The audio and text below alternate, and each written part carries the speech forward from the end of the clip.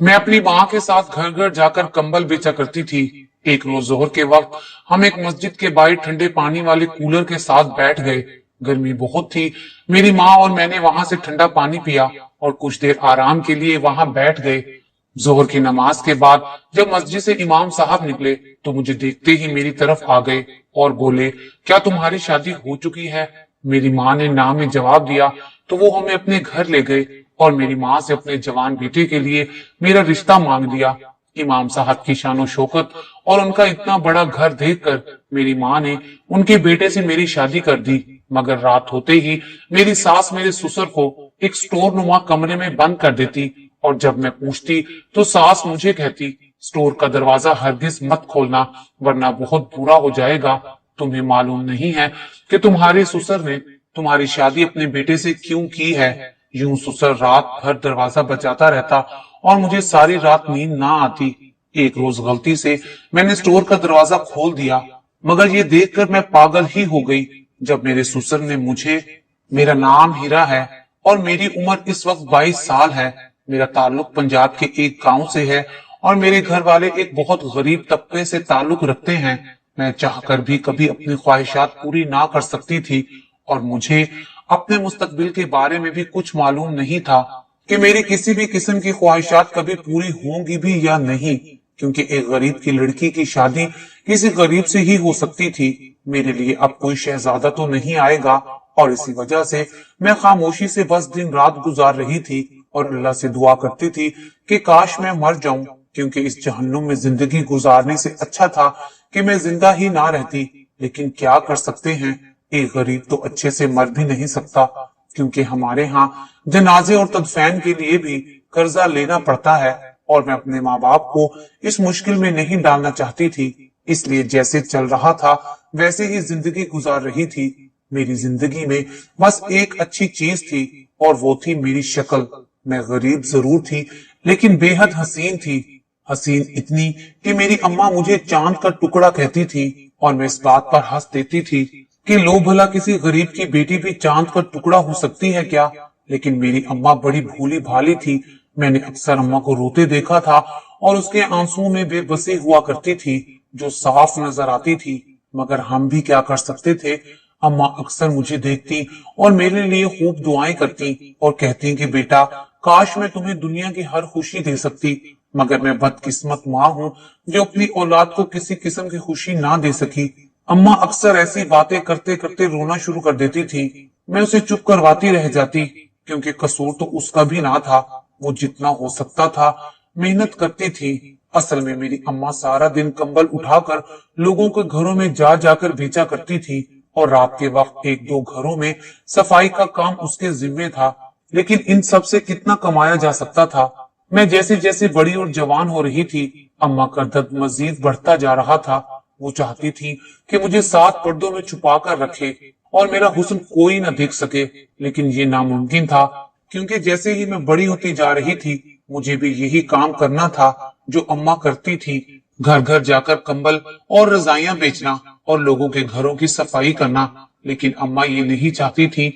एक दिन अम्मा अकेली बैठी रो रही थी। मैंने उनसे पूछा कि आखिर बात क्या है अम्मा, ऐसा कौन सा गम है जो तू इतनी परेशान है।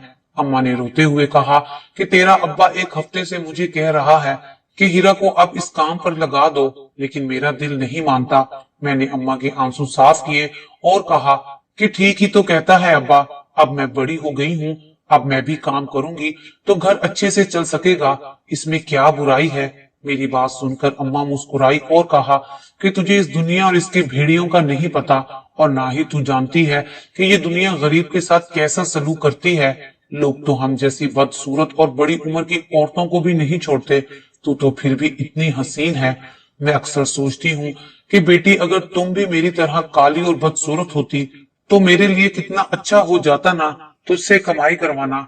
अब जब भी तेरा अब्बा कहता है कि हीरा को काम पर लगाओ, तुम्हें काम पर लगाने का मतलब इस मुआशरे के भेड़ियों को दावत देना है। अम्मा ये बातें कहकर एक दफा बेबसी से रो पड़ी, लेकिन वो अकेली औरत आखिर कब तक अब्बा की मजामत करती। मुझसे बड़े बहन भाइयों को भी तो ये गवारा नहीं था कि मैं ऐसे घर बैठूं और उनकी लाई कमाई खाऊं और ऐसे मुफ्त में मजे उड़ाऊं। भाई तो भाई, मेरी बड़ी बहनों ने भी अब एहतजाज करना शुरू कर दिया था कि हमें तो आपने एक अरसे से काम पर लगा दिया है, मगर हीरा को तो कभी नहीं कहा। बच्चों के इन बढ़ते शिकवों से तंग आकर अम्मा ने मुझे भी साथ लगा लिया था। आज मेरा काम पर जाने का पहला दिन आ गया था। अम्मा ने मुझे नकाब करवा दिया और कहा कि तुझे जितनी भी गर्मी लगे या कुछ भी हो, नकाब नहीं उतारेगी। अगर तुझे प्यास भी लगे तो तुझे बर्दाश्त करनी है और एक भी लफ्ज मुंह से किसी मर्द के सामने नहीं निकालना, वरना मुझसे बुरा कोई ना होगा। मैं अम्मा की बात समझ गई थी, लेकिन उस वक्त मैं इस बात का मकसद नहीं समझती थी, मगर वक्त ने मुझे आहिस्ता आहिस्ता सारे मतलब समझा दिए थे। मैं एक दिन कंबल बेच रही थी। उस दिन गर्मी बहुत थी। मेरा दिमाग गर्मी की शिद्दत से घूम रहा था और मैंने उस गर्मी से तंग आकर अपना निकाब खोला और फिर एक दुकान से पानी लेकर पी लिया। अभी मैं वापस निकाब कर ही रही थी कि मुझे अपने हाथ पर एक मजबूत गिरफ्त महसूस हुई, जिसने मेरे रोंगटे खड़े कर दिए। मैंने मुड़कर देखा तो ये वही दुकानदार था। मैंने जोर जोर से रोना शुरू कर दिया। मुझे रोता देखकर जल्दी से सब लोग इकट्ठे हो गए। मेरी बहन, जिसके जिम्मे यहाँ का ही इलाका था, वो भी आ गई और फिर उसने घर जाकर सारा वाकया अम्मा के गोश गुजार कर दिया। और फिर अम्मा ने मुझे जी भरकर मारना शुरू कर दिया और बोली कि सारा कसूर तेरा है। और मैं सोच रही थी कि एक तरफ तो अम्मा मुझ पर दुनिया की एक भी गलत निगाह पड़ने नहीं देना चाहती, और अब देखो कि कैसे मुझे मार रही थी। अम्मा जब मार मार कर थक गई तो एक तरफ बैठकर रोने लगी और मेरे पास आ गई। मैं जो अम्मा से डरकर एक कोने में बैठी हुई थी और ज्यादा मजीद सुकड़ गई, लेकिन तब मुझे हैरत का झटका लगा जब अम्मा ने मेरे सर पर हाथ फेरना शुरू किया। मैं जो मुसलसल रो रही थी, अब मेरे रोने में मजीद इजाफा हुआ था, क्योंकि माँ की ममता का मिलना था कि मैं बेकाबू हो गई थी। तब अम्मा ने मेरा सर अपनी गोद में रख लिया। उसके आंसू टिप टिप करके मेरे चेहरे पर गिर रहे थे और फिर उसने कहना शुरू किया कि देख बेटी, मैं इसीलिए तुझे मना करती थी कि अपना चेहरा किसी को ना दिखाना।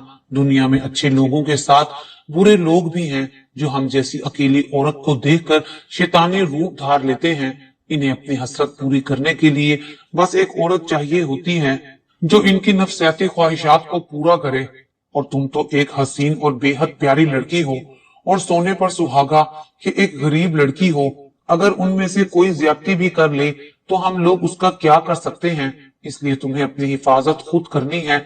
और कहीं तब जाकर अम्मा की बात मुझे अच्छे से समझ आ गई थी, क्योंकि मैं अब्बा का रवैया भी देख रही थी, जो मेरी सारी बात पर बस इतना ही कहकर बाहर चले गए थे। क्या हो गया, उस दुकानदार ने सिर्फ तुम्हारा हाथ ही तो पकड़ा था। तुम भी उस पर इल्जाम लगाकर सुलह के लिए कोई बड़ी रकम मांग सकती थी। इसमें इतना वावेला करने की क्या बात है। तब मैं समझ गई थी कि मेरे बाप को कोई फर्क नहीं पड़ता कि मैं जीऊं या मरूं, बल्कि उसे मेरा ही नहीं, किसी भी औलाद का फर्क नहीं पड़ता था। वो बस ये चाहता था कि उसे हमसे आने वाली कमाई चाहिए, जिसे वो अपने नशों में और जुए में लगा देता। हम लोग रोज के 2-4 पैसे कमा कर लाते थे और अब्बा हथियार लेता था, इसलिए उसे किसी भी बेटी की इज्जत तक की परवाह ना थी। मैं तब अम्मा की सब बातें बखूबी समझ गई थी और अब अम्मा से अहद कर लिया था कि चाहे कुछ भी हो जाए, अम्मा के हुक्म की अदूली नहीं करूंगी। अब मैंने दिल को समझा दिया था तो हर चीज आसान होती जा रही थी। अब मैं रोज दुआ करती कि मेरी आने वाली जिंदगी हसीन हो, इसमें कोई ऐसा मसला ना आए कि मेरी जिंदगी पहले से भी ज्यादा बदतर हो जाए। मैं सुकून से अब वक्त के बदलने के इंतजार में थी। मेरी किस्मत का दरवाजा खुल गया, लेकिन मैं आज भी सोचती हूँ कि ये सब कैसे और क्यों हुआ, तो मुझे कोई जवाब नहीं मिलता और ना ही मुझे समझ आती है कि तब मेरे साथ वो सब हुआ क्यों था। एक रोज काम पर अम्मा मुझे अपने साथ ले गई। आज उनकी तबीयत खराब थी, बस वो चाहती थी कि आज का दिन मैं उनके साथ गुजारूं। दोपहर का वक्त था। हम एक मस्जिद के बाहर बैठे थे, क्योंकि वहां पर ठंडे पानी का कूलर लगा हुआ था। अचानक मस्जिद से इमाम साहब निकले और मेरी तरफ बड़े गौर से देखने लगे। मैं पानी पी रही थी और मेरे चेहरे से निकाब उतरा हुआ था। देखते ही देखते वो हमारे करीब आ गए और बोले, मेरी बीवी ने कुछ कंबल लेने हैं, तुम मेरे साथ मेरे घर आ जाओ तो मेरी बीवी तुमसे 2 या 3 कंबल खरीद लेगी। वो इस मोहल्ले के मस्जिद के इमाम साहब थे, इसलिए अम्मा मुझे लेकर उनके घर चली गई। हैरत की बात तो ये थी कि उन्होंने घर जाते ही हमसे सारे कंबल खरीद लिए और बोले कि मुझे तुम्हारे सारे कंबल पसंद आए हैं, मैं अभी तुम्हें इनके पैसे देता हूँ। उनका बहुत बड़ा घर था।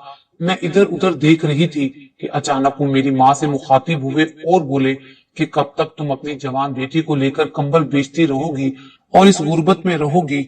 मेरे बेटे से अपनी बेटी की शादी कर दो और फिर देखना कि कैसे तुम्हारी जिंदगी बदल जाएगी।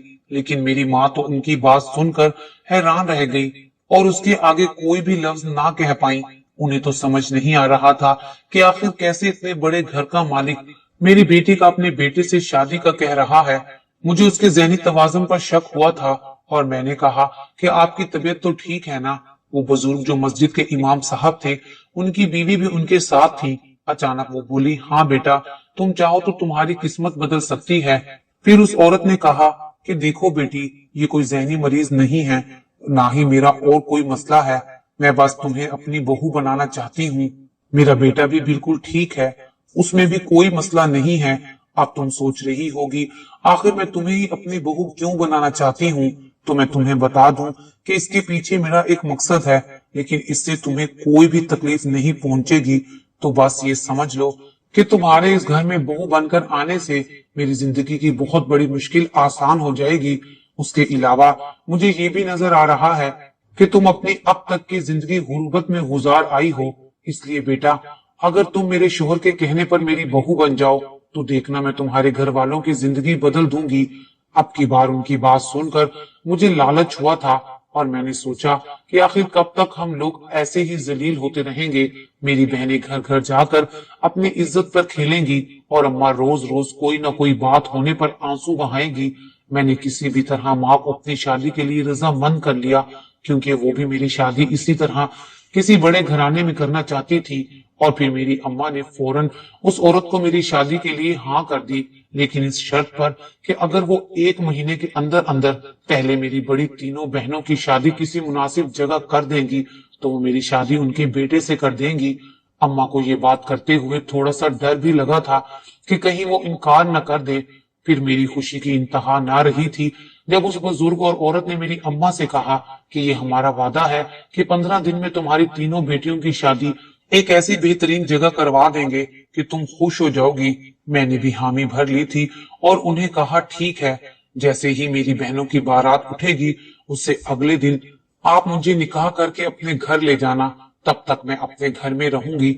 उन्होंने मेरी बात सुनकर हामी भर ली थी और फिर हम माँ बेटी घर चली आई। वापसी पर उन्होंने मेरी अम्मा को सारे सामान के पैसे भी दे दिए, जो कि एक अच्छी खासी रकम बनती थी। मैं बहुत खुश हुई थी क्योंकि ये तो इतने सारे पैसे थे जो सारे कंबल बेचकर भी ना मिलते। मैं अम्मा के साथ खुशी खुशी घर को आ गई। उस दिन हमारे घर में सब लोग बहुत खुश थे और हंस गा रहे थे, क्योंकि आज तक किसी के साथ भी ऐसा नहीं हुआ था कि उसके सारे कंबल एक ही दिन में बिक गए हों, और वो भी इतने अच्छे दामों पर। और मैं दिल ही दिल में ये सोच रही थी कि अभी तो हमारे घर में खुशियों की बहार आने वाली है और सब गम दूर होने लगे थे। मेरा दिल ये कर रहा था कि मैं खुशी से नाचूं और खुद को बहुत मुश्किल से रोके रखा था और अगले दिन का इंतजार करने लगी थी। लेकिन अगले दिन वो औरत और बुजुर्ग ना आए और इसी तरह 3-4 दिन बस इंतजार करते करते ही गुजर गए। मैं सोच रही थी कि शायद उन्होंने हमारे साथ कोई मजाक किया है। हफ्ता गुजर गया था और एक दिन दरवाजे पर दस्तक हुई। मैं तो हर किस्म की उम्मीद खत्म कर चुकी थी और फिर जब मैं दरवाजे पर गई तो वहां वही इमाम साहब अपनी बीवी के साथ खड़े थे और उनके साथ बहुत सारा सामान और कुछ लोग भी थे। मैंने हैरत से उन्हें देखा और उन्होंने मुझे कहा कि बेटा, हमें कोई जरूरी काम पड़ गया था, इसलिए हमें आने में कुछ देर हो गई है। ये कहकर वो अंदर को चले गए और मेरी बहनों का रिश्ता मांग लिया। वो मेरी तीनों बहनों का रिश्ता अपने किसी दूर के अजीजों के साथ करना चाहते थे जो अच्छा कमाते थे और मजे की जिंदगी गुजार रहे थे। अम्मा ने तो सुनते ही हाँ कर दी थी, क्योंकि वो लोग अपने साथ इतना सामान लाए थे जो हमने जिंदगी भर कभी ना देखा था। और इस तरह एक हफ्ते के अंदर अंदर मेरी बहनें अपने घर की हो गई थी। उनकी शादी का सारा खर्चा भी उन्होंने ही उठाया था।